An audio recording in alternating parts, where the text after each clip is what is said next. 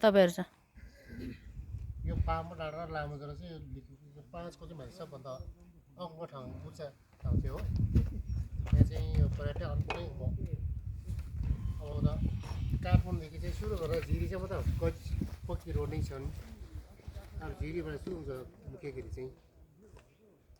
अब झिरीबाट सुरु हुँदा चाहिँ झिरी शिवलाय भण्डार 2 दिन, सेटे 3 दिन, 4 दिनमा चाहिँ माथि लामाजुरा डाँडा पुग्छ। 4 दिनमा चाहिँ लामाडुढा डाँडामा चाहिँ हामी पुग्छौँ, पामु डाँडामा पुग्छौँ। त्यहाँ पुगेर चाहिँ हामी के गर्न सक्छौँ?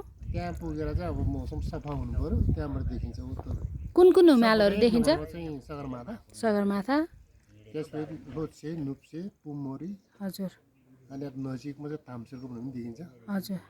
त्यसपछि यहाँ त हाम्रो यो सगरमाथा नि त्यही होइन त? ए नुम्बुर एकदम काखमै देखिन्छ, त्यहाँबाट काखमै देखिन्छ। लगभग खर्च कति जति लाग्ला हामीलाई अनुमानित?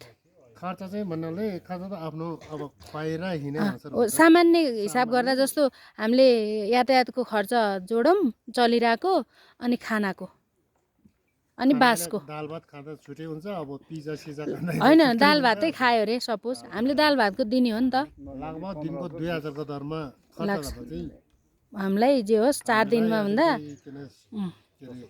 सफिसियन्ट जस्तो हुन्छ। सफिसियन्ट जस्तो हुन्छ। हजुर, हजुरको शुभ नाम? मेरो नाम चाहिँ जाङबु शेर्पा। जाङबु शेर्पा। हजुर, हजुर यहाँ यहीँकै काम हो। हस्, थ्याङ्क यू।